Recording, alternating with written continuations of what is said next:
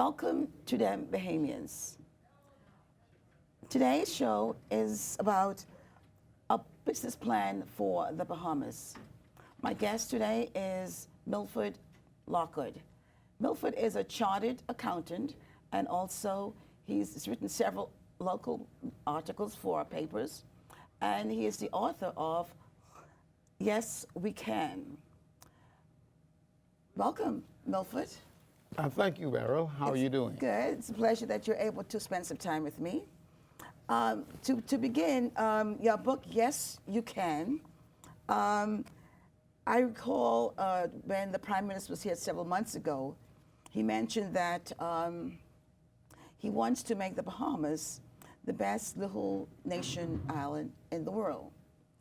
And your book, Yes, You Can, having read your book, it seems as if you have the plan to reaching his goal. Now, have you ever discussed your book with members of government in the Bahamas? And were they receptive to your book, or were they thought that you're ahead of your time? All of the above. Yes, I have discussed it with the PLP top brass. In particular, I sat down with their planning committee and explained the ramification of this book in total. I spent considerable time on the second chapter, the second core chapter, which is mariculture, explaining that to the powers that be. And I can tell you today that if you were to talk to my dear cousin, Mrs. Cheryl Wilson, she will tell you that you don't need to convince her about the possibilities in mariculture, because she's swallowed it hook, line, and sinker. Okay. And I'm a little disappointed in the fact that we have done very little in this area. Okay. As far as I'm concerned, we have a immense blessing by God in the ability to grow fish. To grow fish where they are naturally grown in salt water. And we are not taking advantage of it. Okay, okay. So, before we get into the book, give my audience, an insight into who you are, what you have done. You seem to be a seasoned person in the business. So give us an idea of, what you have done. Well, first of all, let me hasten to say that my mother was Eugenia Lockhart, a stalwart consular, and the woman I claim was the most responsible for the ladies of our country being able to vote. She was a suffragette of first class. I grew up under the table, so to speak, of the PLP making decisions, because my house was like a headquarters of the PLP. We had the tea parties in the 50s, in the early 50s, to raise funds to keep the party going. And we as children had to clean up after it. And one of the PLP personnel said that Shaggy was under the table. And perhaps I was, because before the mace was thrown out of the window, I was given the story to St. John's, that the mace will be thrown out the window, because I had overheard. And little children, 16, 16, cannot keep their tongue. So I was able to tell them. Okay. And sure enough, the mace was thrown out the window that day.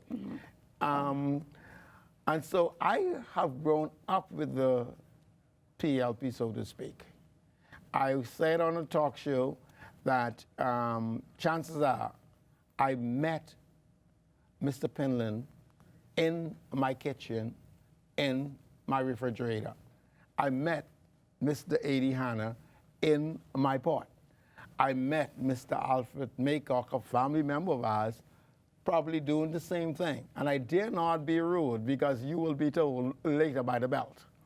And so my association with that is very, very close. Apart from my profession as a chartered accountant, I sort of ruled amateur golf for about 20 years. If you wanted to win a tournament in Nassau or Freeport or in the Bahamas, you had to beat MILFORD.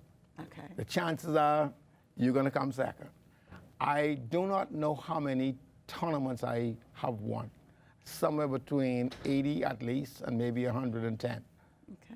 I jokingly said that the Nassau Guardian had a headline stuck, Shaggy wins again. I learned at a late stage, rather late, I was 27 years old, before I realized that I had a gift for writing. Okay. And I didn't write a few, I wrote numerous columns, in particular on golf. I wrote a column called On the Fairway, and I would explain various aspects of the game. And how, and at one point I had to explain how you mentally hold yourself together on the golf course. I did it for weeks. Okay. So then, probably during that time, there seemed to be more golf courses then than when I was growing up. Because when I was growing up, it was tennis. Everyone played tennis. But you know, during our time, it was golf. Yeah, we played some golf. However, we had made a mistake in hindsight. We did not realize, or the powers that be did not realize how intricately intertwined the game of golf is with our #1 industry and hence our economy, tourism. I've worked out a formula, and it seems true to form, that if you want to attract 1,000 overnight visitors, you have to prepare yourself to have 20 golf courses or 2 golf courses for every 100,000 visitors. Now, I also could remember the UBP back in the early 60s and up to the 1967. When they did mid-office, the Stafford Sanson skillfully met that ratio. I don't know if he was aware of it or not, but indeed we had about 800,000 overnight visitors to our fair shore when he did mid-office. We started in 72 counting, and that number was 8,872. That's what we started counting at. So if you extrapolate going backward, it seems as though Stafford had attracted somewhere around 800 million. But we had something like 16 golf courses. Okay. And when the majority government came into being, I don't know if they understood this part of the process as being integral to our well-being. We're the only destination in the world closing golf courses, the only one. Everybody else are opening them hands over fist. For instance, Iceland. Iceland has 108 golf courses. Yes. I was pleasantly surprised to learn that in 1992 or three thereabouts, that Iceland had 32 golf courses. How did I know that? I was watching the British Senior Open, and this young man, was not young man, he was over 50, was on the leaderboard. And they made the statement, if you think Iceland doesn't have golf courses, Iceland has 32. And so when I looked it up, true to form, it was. And 5-10 years later, they added to their numbers. It was 56. Now today they have 108. Okay. Well, now in your book, you also talk about fishing, education, agriculture, and many other topics in your book. But let's zero in on things that you want to expand the economy in the Bahamas. How would the golf courses you feel would help to bring back the tourist industry in the Bahamas? Very simple. I don't eat pork. So if you invite me to dinner, you cannot put every meat pork, because I'm not going to eat it. I'm not going to touch it. I haven't eaten it since 1963. So I'm not going to start now. You cannot invite the people into the Bahamas not offering them their #1 pastime. When you look at the outgoing surveys, gambling wasn't the #1 reason. Beauty wasn't the #1 reason. They came for sports. Which sport they came for? when you take out, it sure was in basketball. It sure was in American football. It couldn't have been baseball. So the only thing left is golf. When you look at Golf Magazine and Golf Digest, they will tell you that 48% of the travelers are golfers. And we seem to have missed the point. I don't know, do we study enough as a people? As a people. For instance, in the heyday of our tourism, back in the late 60s, 70s, and early 80s, no one seemed to correlate that when the straw market and the International Bazaar in Grand Bahama were crowded or overcrowded with women, that their counterpart, their husbands, were on the golf course. And so the golfers come to play, and they give the ladies the credit card. And the ladies like to shop. Right, okay. Now, let me ask you, you said that, golf courses is the thing. Is a key to tourism. The key to tourism. And that your book explained a number of areas. Now, you mentioned also that government has not, used any of your methods of expanding tourism, fishing, etc. Do you think that the brain power that you would need in order to take your programs, or the programs that you have outlined here, to the next level, would you find them in the Bahamas? Or a lot of our Bahamian students come abroad and never return. Do you think that you need to begin to look outside of the Bahamas for investors, or to take your program to another level? Having read your book, I've noticed that this does not only service the Bahamas, it serves the Caribbean and the whole world. In your book, you mention about the Philippines and several other places where water is plentiful. Central. How do you think, or what plan from your book do you see that we are different from the Philippines and other islands that you mentioned in your book, where fishing will be the #1 industry in the Bahamas, surpassing tourism? Yes. And from your book and from reading all that you've said, it seems that it is possible. And since you're, yes, we can make that happen. What do you have to say to that? When you look at the Bahamas and you study and understand what is happening, I was shown the most important feature of our ability to grow fish in an outer body situation, so to speak. I was laying on my bed and looking at the map of the Bahamas showing the Great Barrier Reef. And all of a sudden it felt like I was suspended a foot above my bed. And a voice was saying to me, look what I have done for the Bahamas. I have circled the Bahamas with the Antilles currents so that the Bahamas Barrier Reef is no more than a great big fish basin.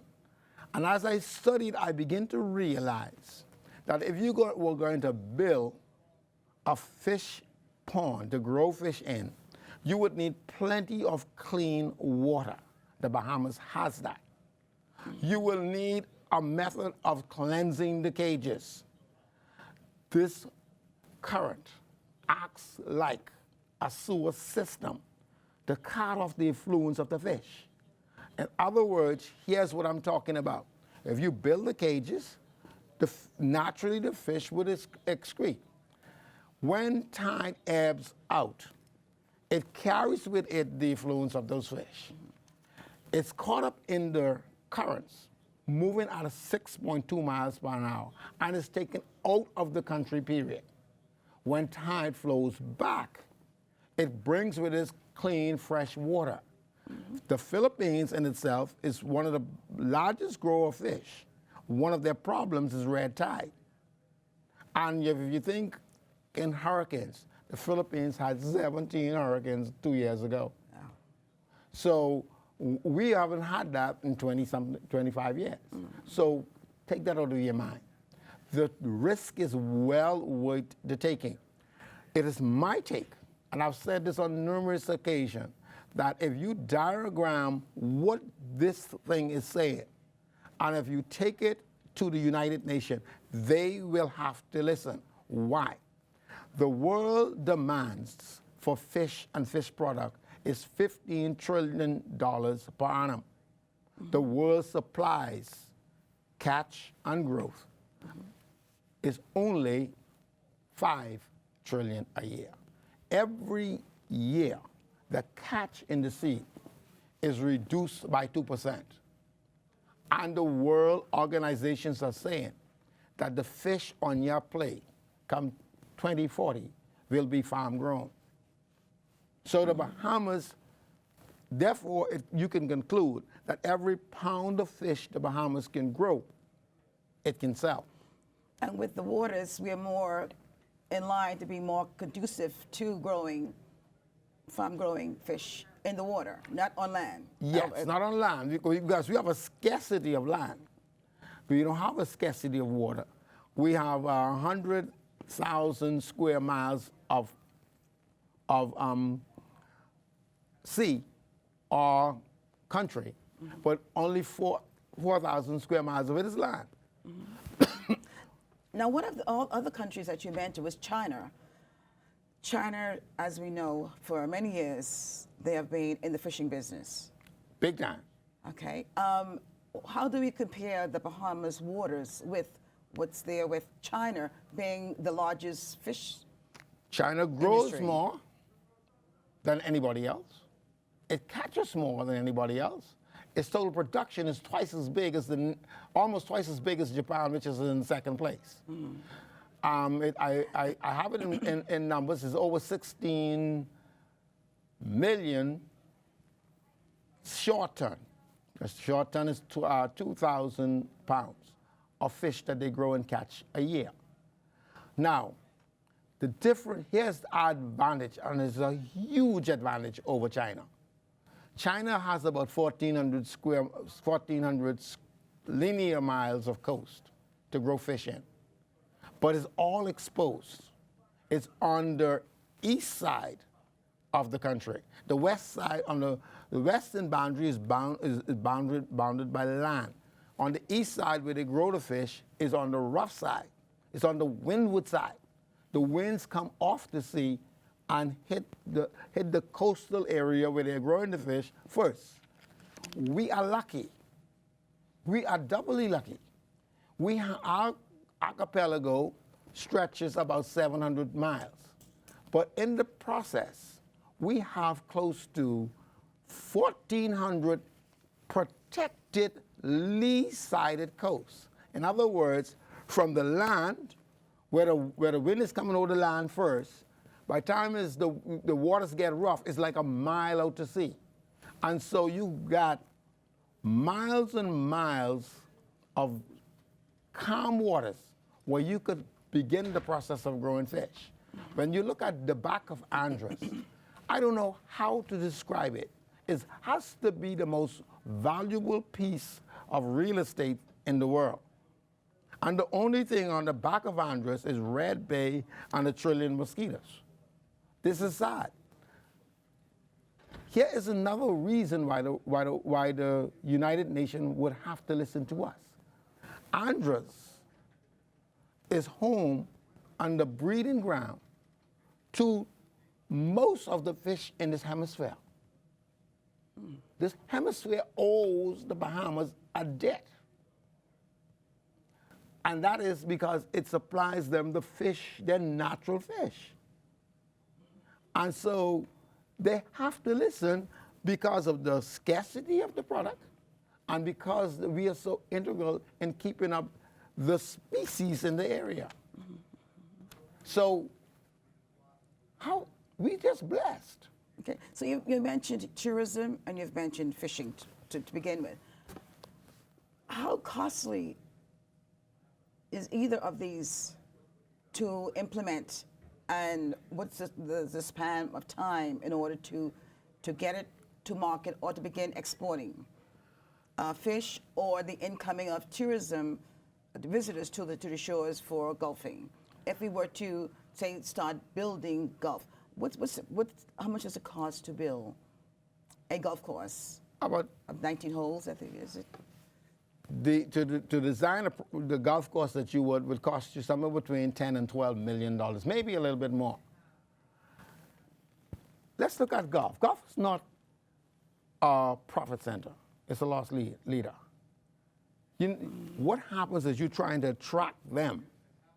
And just like I said before, the golfer, the acronym golf, let's deal with that for a minute, for a split second. Golf means the acronym G stands for gentleman, O stands for only, L stands for ladies, and the F is forbidden. So golf is born in segregation, and today is still the same. 74% of the golfers are male.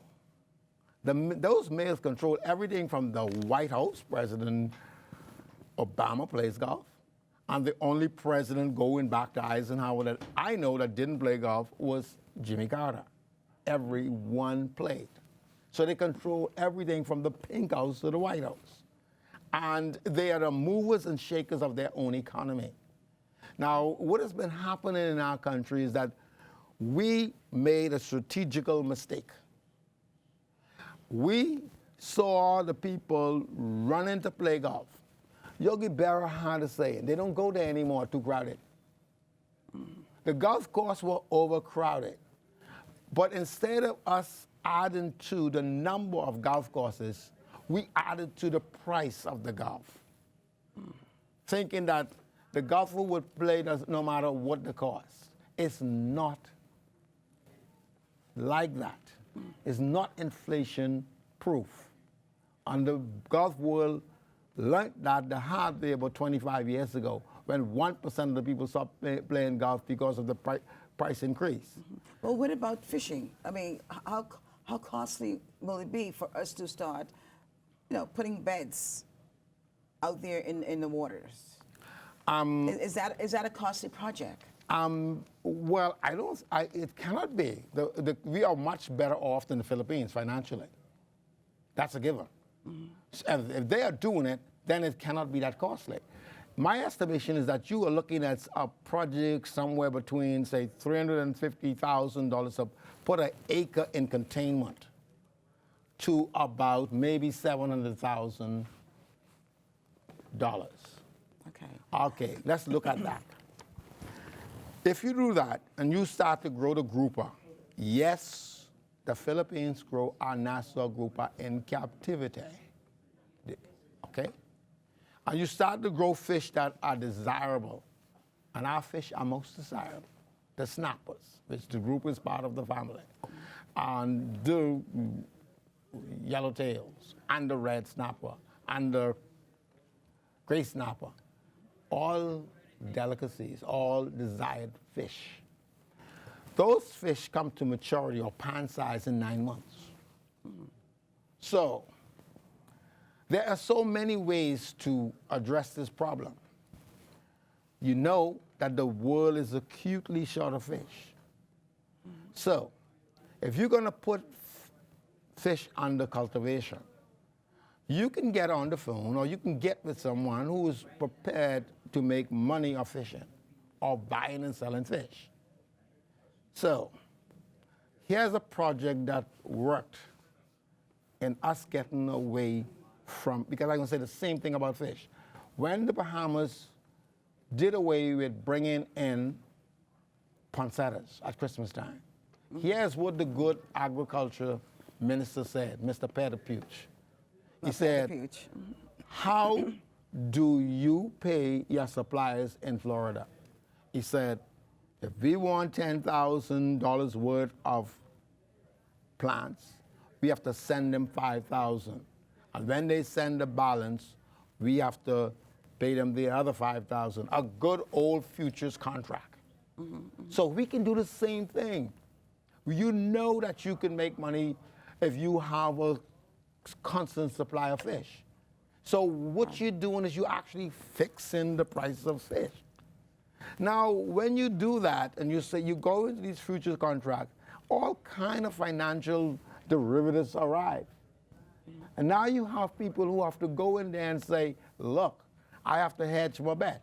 Suppose a hurricane happened. Well, a hurricane is force majeure. So basically, you don't have to worry about that factor.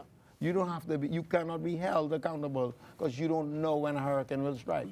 So we're looking at, say, the UN to look into what you have here in your book, or we're looking at the brain power outside the Bahamas, Bahamian brain power that are outside the Bahamas, or investors.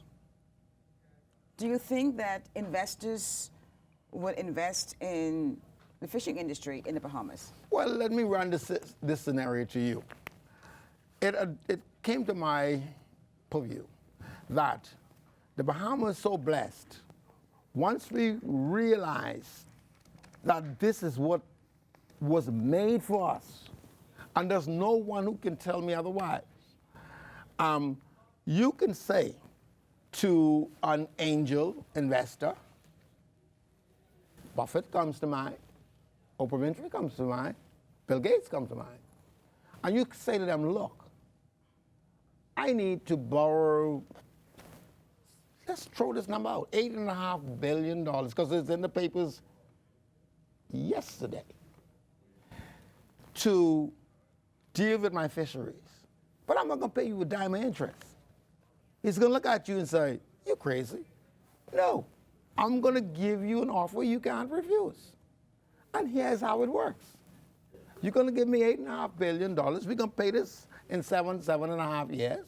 We're going to pay you back the principal. Well, how you can get away with the no interest part? Here's the deal. We're going to send you 1 pound of fish for every dollar you loan me. And you, with all your brain power, could at least make $1 a pound. So the $8.5 billion that we paid you back, you now add another $8.5 billion to your kitty. So you got $17 billion from dollars now. And listen, if you're so nice to scratch my back, I will be prepared to continue to scratch your back. And in the next 10, 15 years, or however you want it, because we do need to market the fish, we will send you 2 billion pounds of fish, guaranteed, so that you can make 2 billion pounds going forward. And when you look at it 15 years, that's 30 billion, 8.5 billion from the first lot, you've got almost 40 billion on an investment that you've gotten back. Return on your investment. So that's the way you do it. Now, when I articulated this to a cousin of mine who is a stalwart consul of the leading party in the country, he said, there's nobody capable of thinking that way. Now, I don't want you ever to accuse me of thinking in the box, because I don't know anything but no box. Never was in one and don't know what it looked like. And I have an idea that because of financial indifference, that Reggie Jackson gave to me when he was playing baseball. That's 1987. And it hasn't hit the market yet.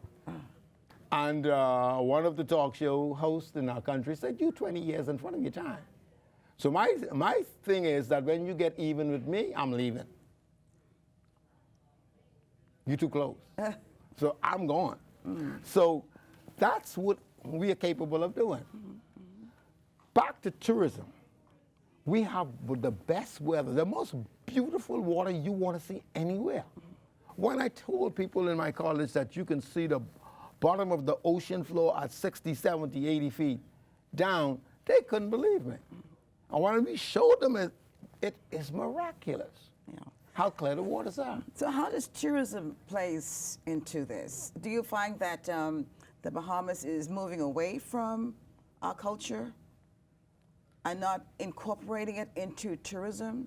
Here in New York City, it seems as if all the other countries are displaying their culture in all the forms of the senses, the food, the music, the visual, you name it. What is the Bahamas doing as far as using their culture? Because that seems to be the way other countries are using their culture to market who they are before the tourists get to their shores. What is the Bahamas doing? Are we ashamed of our culture? Are we ashamed of our culture? So what's our problem? Why we can't embrace this culture? Jamaica does it beautifully. Yes, they do. All right. I think Trinidad does it beautifully. I've never been to Trinidad, but what I've heard. Mm-hmm. So, but why are we importing other people's culture when we have the most beautiful, the most enriching culture, Junkanoo, right there? USA Today claim is the most exciting. Why don't we stick with our own? Mm-hmm. I am perturbed. Mm-hmm. Why do we have so little respect for things Bahamian? You know, even our music can compete with all the other music, and yet, do you know today, our music is not played here in the United States. It's not played here in New York City, I should say. Let me tell you a story. When we had the games, IMF relays, relay teams came from all over the world. One of the youngsters from one of the countries, I don't remember which one, I don't know, from Africa, he said, man, that Junkanoo music, man, that Junkanoo music sounds so good. It makes me feel like I could fly. He just wrote you an advertisement that should go international. All right? Beryl, I remember my oldest son, 2 years, going on 3. He's born on July the 7th. Somewhere between his birthday and somewhere between Christmas, he's a mere 2 years, 3 months, saying to his dad, Dad, Junkanoo puzzle. What you talking about, boy? Dad, Junkanoo puzzle. Suppose we had the gumption to spend about $800,000. I can give you some ideas. Bring in a Junkanoo cut and puzzle machine. Put the Junkanoos to work. Put the Junkanoo DVD in that package.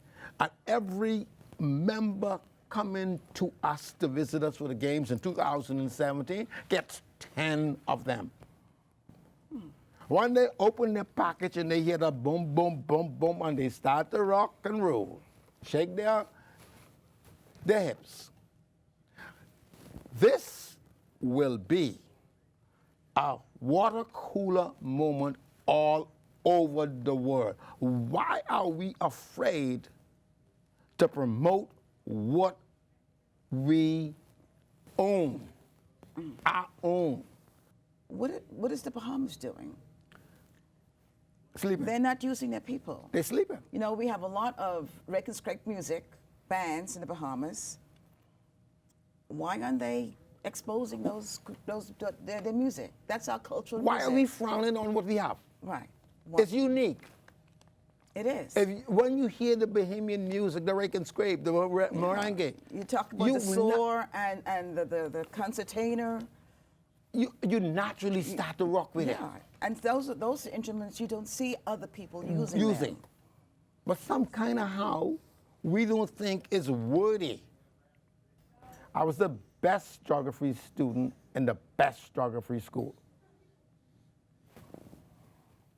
I didn't learn one thing about the Bahamas, you know. Yes. No geography was taught me about the Bahamas. Right. And when you look at this book is telling you where the currents are. This book is telling you where we line up, just east of Cuba and southeast of Miami, Florida. Mm-hmm. But its position is showing you clearly.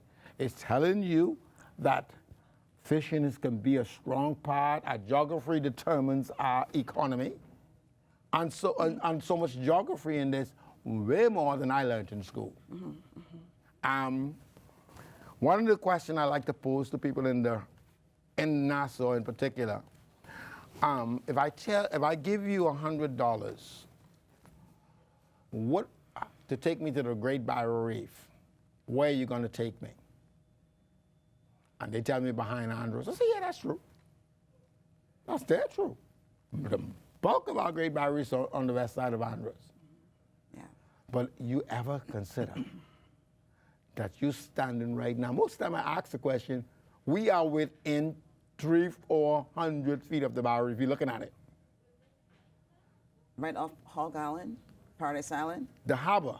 the harbor. Wherever you see the aquamarine water, that aquamarine in the flag, that is our Great Barrier Reef. Well, let me ask you, 2 years ago, we introduced in the Bahamas the value-added tax. When they were talking about the value-added tax, was it ever said that the returns will be made to do what? No, it was clear to me that this was in the general pool of monies, and as most things are. The only thing that I know supposed to be designated for the purpose and tax is the tax on gasoline. That's supposed to keep the roads in shape. However, I will say I don't think that's what the purpose is. Mind you, they've been doing a fairly good job on repairing the roads because of our makeup being because of the land itself being calcium. But do you think that's the best way for the Bahamas to be lumping all of their taxes, all of their income into a pool instead of designating, for instance, the the numbers games was introduced last year. Is that also going into the general pool? That's a general pool. And I believe where you're trying to go is to education. They're trying to. Where you trying to go is to education. Because here in New York City, for instance, we have the numbers game. And from what I'm reading, all of the proceeds go to, after expenses, go towards education. Do you think that probably, we copy America in a lot of ways. Do you think that's one of the areas that they might want to copy the United States by taking the gaming money and putting it into education? New York has gone to $15, I think. No, not yet. Not yet. Are they about to? And fast food, I think the fast food only. But they're moving towards it.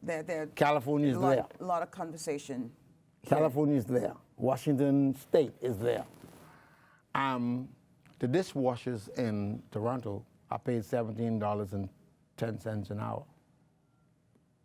And the cost of living in Toronto is cheaper. Far cheaper than the United States. And way cheaper than the Bahamas. Right, true. Right? Very true. And I've been asking the question because I sleep with a teacher every night for the last 27 years or thereabouts.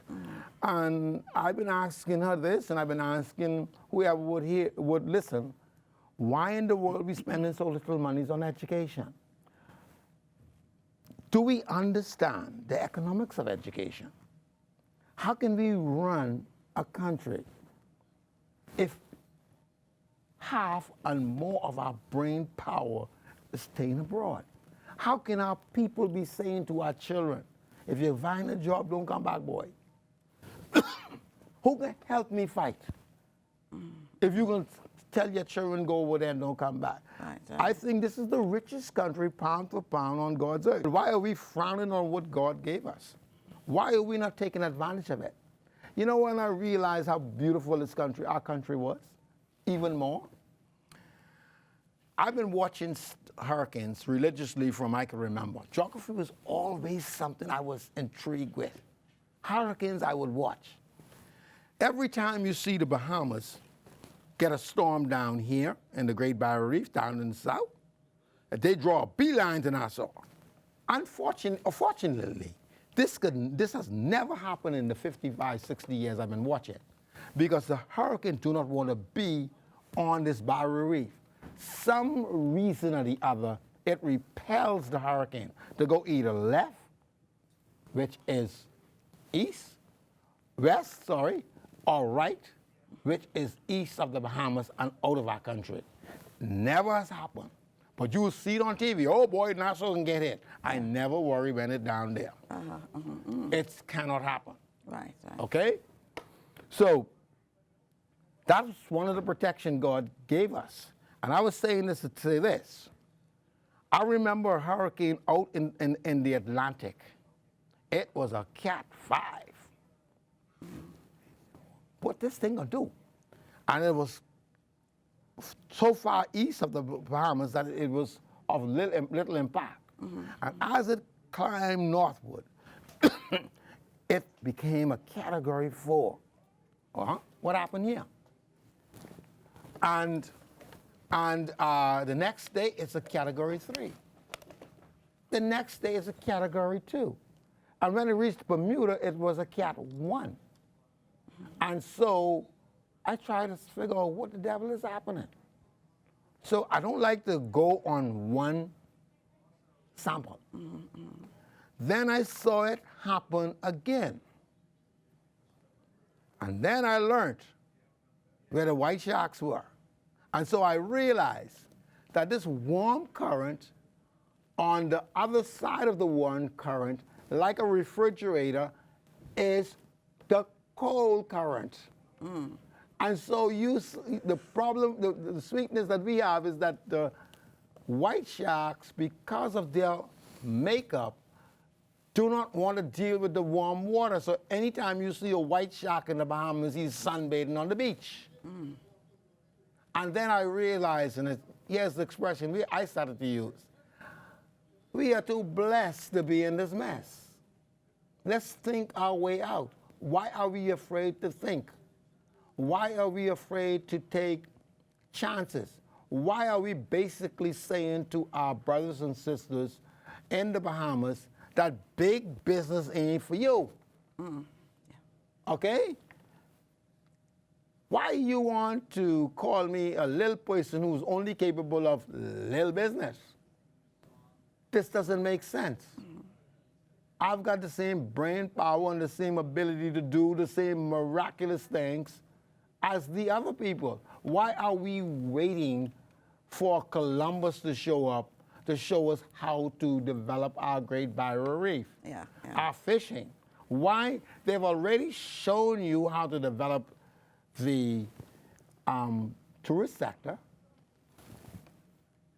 Copy them.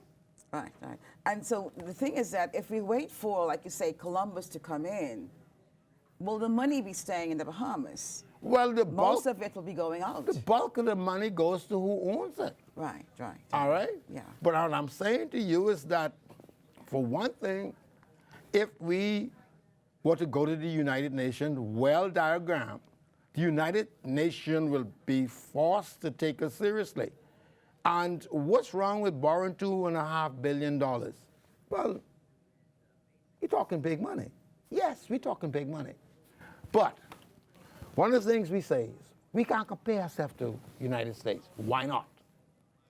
Believe it or not, the numbers are the same. The only difference between the numbers in the Bahamas and the numbers in the United States is 3 zeros. If you take the national debt of the United States and take off the last three zeros, you will be left with about $18–19 billion for the same 350,000 people that we have in the Bahamas. They're capable of doing that. I don't know what gives them the powers to do that. Their money is not threatened. Right, right. The Bahamas, in comparison then, with its 350,000 people, owes a meager $6 billion. We owe 1/3 of what they owe. So we, in our boldness, can say to them, look, the world at large need us because of our ability to grow fish. Right, right, right, right. And therefore, we say to you, one way, shape, form, or the other, we need this extra $2.5 billion to do 2 things. And Mr. Obama tried to do this, but it was stopped. We need $1.25 billion to put into creating the fish farms in the various family islands. And we need the $1.25 billion to put in the infrastructure to support this industry. Because as more people get there, we don't need clinics on the family island. We need small hospitals on the family island. We need roads on the family island. We would need docks on the family island. We would need airports, egress and ingress. And so it has to go with the whole 9 yards. Right. Okay. In addition to the whole 9 yards, you know, a lot of the people on the family islands are coming to the Bahamas for work. How can we improve the industries? For instance, tourism. Do you think that golf courses on the family islands will help that industry? Do you think that tourists will want to go to the family islands for a vacation? The most famous race, maybe in the world, is a bicycle race called the Tour de France. So we promote the Bahamas, golf the Bahamas, golf the whole Bahamas. In San Salvador, I had the opportunity to ride around San Salvador with the then mayor, who was passed, Mr. Clarence Carter. You might have known him. And when we got to Huey, he took me out on the ridge of property jutting out in the Atlantic. And my mind went to work. And I started to design a golf course right there. And he who had never held a golf club in his hand got excited. And he said to me, Shaggy, I could never dream what this property is supposed to be. I said, Mr. Carter, if you were to do this, it might cost you $15 million just to design those 3 holes there. But you would have to put a shop right in the entrance of these holes just to take care of the number of shots that they're going to take. You would have a waiting list to play this golf course 5 years long. And he began to say, when you riding along the property in this area, you'll be looking left, nothing but pure, crystal clear aquamarine water. On the right, same thing. Now, you know, our culture is really lacking in the tourist industry.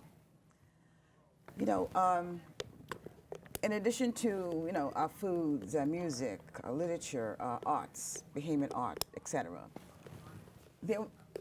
we are building quickly, fast. One of our dying culture or item in the food industry is crabbing. People on the family islands, they go crabbing.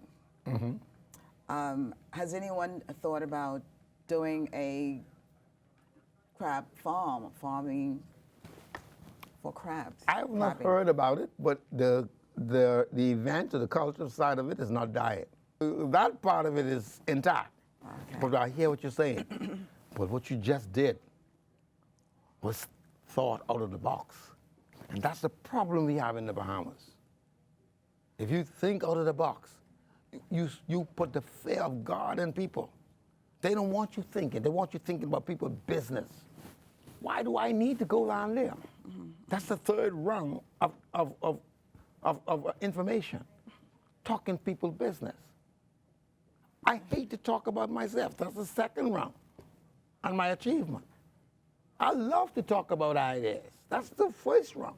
And if we stay there, more often than not, we will get the answers. This brings me to mind with Unicom.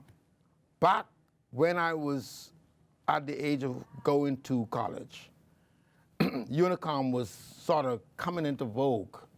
And there were all kind of sharp-minded people involved. You had Sean McQueenie, you had Frankie Wilson, you had my sister Francilia Bosfield, and a whole number of young people with bright ideas. Out of Unicom came the vanguard, which came one of the things that we should be pressing more often, local government throughout the islands, not in the family islands, throughout the islands. I believe the country will be managed much more tightly and better if everybody had total control of managing their constituency. So you're telling me that the local government in the family islands are working? They are not working because they're still being controlled by the central government. Okay. All right? We're not supplying, or we're not growing in the Bahamas enough food products for the families. Let's talk about the restaurants and the hotels. Why are we shortchanging ourselves in that area where we have to import all of our food products? And it's getting worse. We have less than 1,000 farmers in our family islands. We have less than 5,000 acres under cultivation. We have 240,000 acres of arable land. Therefore, we have less than 2.5% of our arable land under cultivation. That's astonishing. No, because we have sold farming incorrectly. We sold farming with the old hat on your head and a cutlass in your hand. We have downgraded that profession. We've looked down on it, frowned on it. We've acted accordingly. And over the years, when we took power, we had 16,000 farmers. We were growing our foods, growing our meats, and all of a sudden, this honorable profession is not worthy of our dirty hands. So is there any movement towards? BAMSI is a step in the right direction. You said BAMSI? BAMSI. Okay. It's something new that Dr. Godfrey he put together, and it's to do with marine. The M in it is marine, I know that much. What he's saying is that we need to look at it more closely as far as the marine product is concerned, the average farm is concerned, and they're doing a fairly good job. And what they're doing is they're bringing some glory back to the profession. Okay. However, if we were going to develop, we're going to have to develop our farming. We need to be sustainable. Do you think that government is lending support in that area? Well, to BAMS's extent, yes. They're doing a fairly good job at that, and hopefully it be as successful as it has been in the first couple of years of its running. Okay. And I wish them all the best. So that's farming. What about fishing? Are there any? Well, that's the part that I'm a little concerned. They seem to have very little emphasis on the marine side of BAMSI. What he's saying is that we need to look at it more closely as far as the marine product is concerned, the average farm is concerned, and they're doing a fairly good job. And what they're doing is they're bringing some glory back to the profession. Okay. However, I don't know if they're moving swiftly enough, because I think they can incorporate it a little faster. And however, if we were going to develop, we're going to have to develop our farming. We need to be sustainable. Do you think that government is lending support in that area? Well, to BAMS's extent, yes. They're doing a fairly good job at that, and hopefully it be as successful as it has been in the first couple of years of its running. Okay. And I wish them all the best. So that's farming. What about fishing? Are there any? Well, that's the part that I'm a little concerned. They seem to have very little emphasis on the marine side of BAMSI, and the marine is in there. Yeah, because you talk about Mara culture. Yeah. Explain that. We were coming towards the end of the show. Can you explain Mara culture? Mara culture is basically Mari. You mean marine, marine. It's the sea. Maris, whatever it is the sea. And I thought it was a word. I was writing this thing for many, many years. So I'm thinking it's a word. All right. Until my good friend, Dr. Eugene Nuri, said to me that you realize this is not a word, which was about 3 years ago. Now, he is the ambassador to the United States. How receptive was he to your book? Gee, when I showed him the cover of the book, and I said, on that cover, nature's chain link fence. See there? He said, he jumped up. We should have a bipartisan committee just to study those 4 words. He is hook, line, and sinker behind this. Now, fortunately for the Bahamas, this book could be the only material written for small island development states. Okay. So it stands to reason that yes, we can, gonna buck up to yes, you can in a year or so, and I don't know how they're gonna keep this book from flying. Yes. Now, what's the next step for this, for you and this book? The next step is for me to include what I call the end run. The end run, okay. And the end run will put on paper, I believe it's going to be very eloquently too, what each area of this book will look like in 5, 10, 15, 20 years. If we follow this program, in 7 years' time, the amount of monies that we could get from mariculture, agriculture, tourism, the amount of rent from the Barrier Reef will be more than enough to pay our national debt. Do away with the gasoline tax, do away with the duties, do away with VAT, and the prices in the Bahamas will come tumbling down. Okay. Milford, you're really passionate about your work. You're passionate about what you have said in this book. And I do hope that very shortly, someone is going to come knocking, let's move this to the next level. I sure hope so. I think it's high time that the Bahamas take its rightful place among the table of opportunity.